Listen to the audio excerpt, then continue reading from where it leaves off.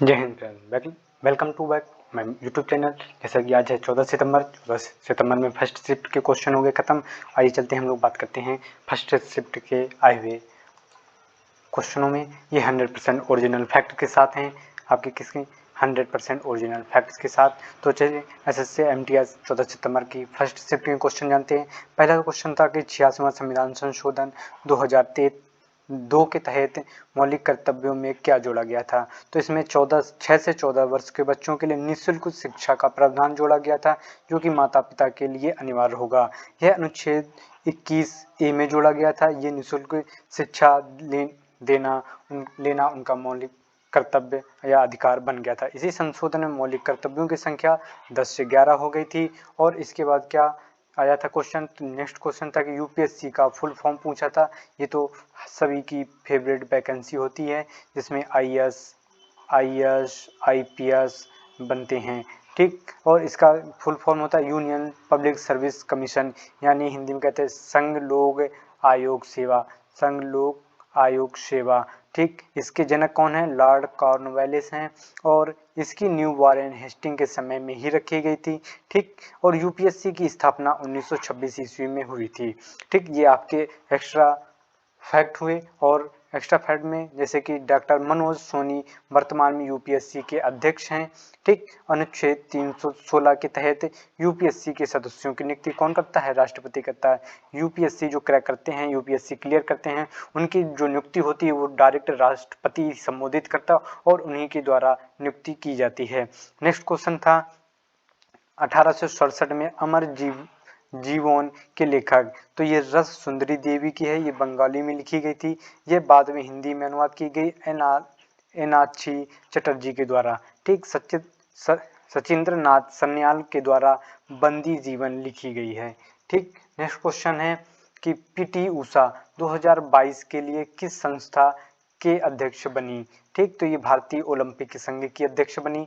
ये भारतीय ओलंपिक संघ की पहली महिला अध्यक्ष चुनी गई हैं।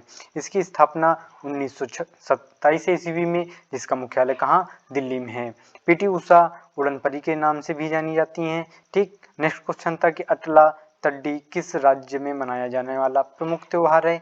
तो ये आंध्र प्रदेश का प्रमुख त्योहार है। ये महिलाओं द्वारा मनाया जाता है, जो उनके पति की लंबी जीवन की आयु के लिए कामना करती हैं, ठीक। और ये तमिल भाषा में इसे क्या कहते हैं, करवा चौथ कहते हैं, ठीक। प्लेस ऑफ इल्यूजन्स के लेखक कौन है, तो आप लोगों का राइट आंसर था चित्रा बनर्जी, ठीक। इनकी अदर बुक्स कौन सी हैं, system of my heart, my trace of space और queen of dreams, arranged marriage, the last queen, ये इनकी प्रमुख पुस्तकें हैं। नेक्स्ट क्वेश्चन था कि कोलार की खान किसके लिए प्रसिद्ध है, तो ये आपके सोने के लिए प्रसिद्ध है। और खेसारी की खान तांबा के लिए, जो कि कहाँ, एमपी यानी मध्य प्रदेश में है। और नेक्स्ट कि जादूगोड़ा यूरेनियम के लिए प्रसिद्ध है, जो कि राजस्थान में है। सिंह भूमि लोहो के लिए प्रसिद्ध है, जो कि झारखंड में है।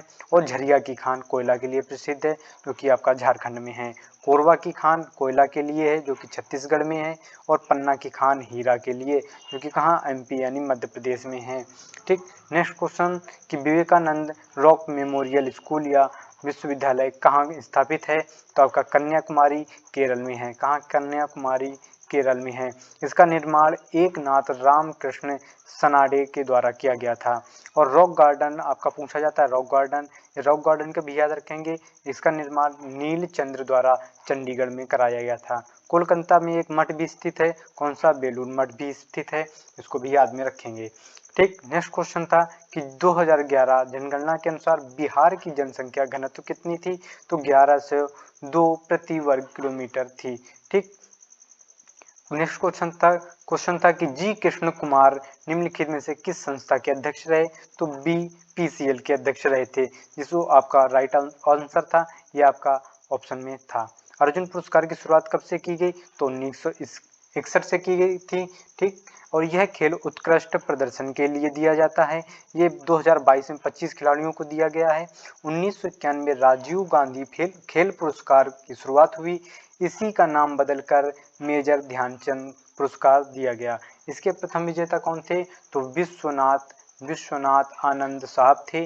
और 2022 हेतु शरद कुमार टेनिस टेबल को स्टार को दिया गया है। द्रोणाचार्य पुरस्कार की शुरुआत 1985 में हुई थी। यह खेल प्रशिक्षक के लिए दिया जाता है। ठीक, ये आपका सत्रिया कहाँ का शास्त्रीय नृत्य है, तो असम का है। ये हमने आपके इंडियन क्लासिकल डांस में करा रखी है। ये आपको अगर नहीं क्लास देखिए तो हम आपको वीडियो का लिंक डिस्क्रिप्शन में दे देंगे, आप लोग वहाँ से देख लेना। ठीक, और इसके जो प्रमुख कलाकार हैं, इसको पुनर्जीवित किया, ये सब आपको उस क्लास में मिलेंगे।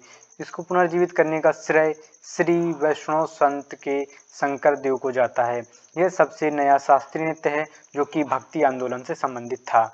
ठीक, निम्नलिखित में से तबला वादक कौन था? जाकिर हुसैन ऑप्शन में थे, जो कि राइट आंसर था। इसके प्रमुख कलाकार कौन है? जैसे जाकिर हुसैन, अल्लाह रखा खां, फयाज खान, सुखविंदर सिंह और विजय घाटे, लक्षू महाराज।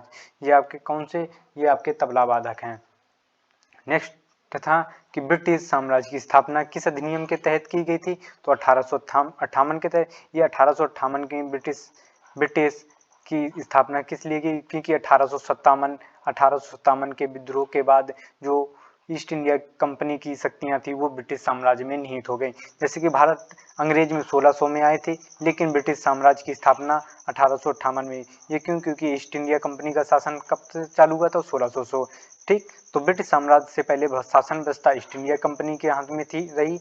इसके बाद 1857 के विद्रोह के बाद पूरी सत्ता ब्रिटिश के अधीन हो गई। 1857 का प्रमुख कारण क्या था? गाय और सुअर की चर्बी से युक्त कारतूस को मुख से खोदना था, जो कि मंगल पांडे के द्वारा शुरू किया गया था। कहाँ? मेरठपुर के बैरक छावनी से, मेरठ के बैरकपुर छावनी से। ठीक, नेक्स्ट था कि निम्न में से कौन सा एक सदिश राशि है? तो ऑप्शन में आपका वेग सही था, जो कि दिया गया था। मानव शरीर में कार्बोहाइड्रेट किस रूप में होता है? तो ग्लाइकोजन के रूप में होता है। ये कार्बोहाइड्रेट और वसा हमारे शरीर की ऊर्जा के लिए बहुत महत्वपूर्ण रहती है।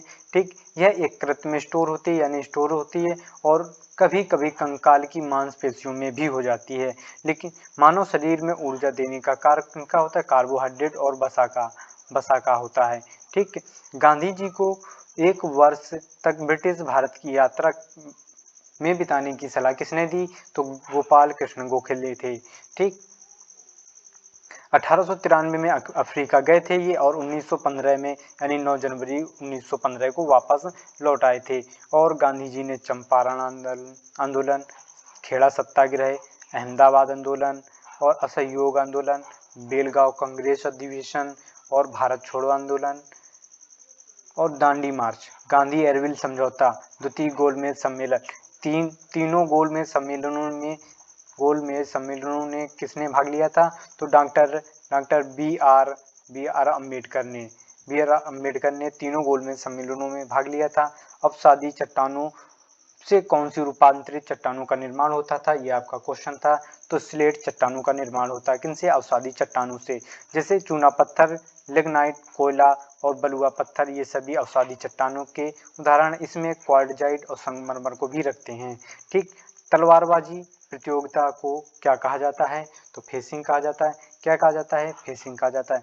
ये हमारे हो गए एसएससी एमटीएस के 25 क्वेश्चन 100% ओरिजिनल फैक्ट्स के साथ। और चलते हैं नेक्स्ट वीडियो सेकेंड शिफ्ट में आएगी। तब तक के लिए जय हिंद।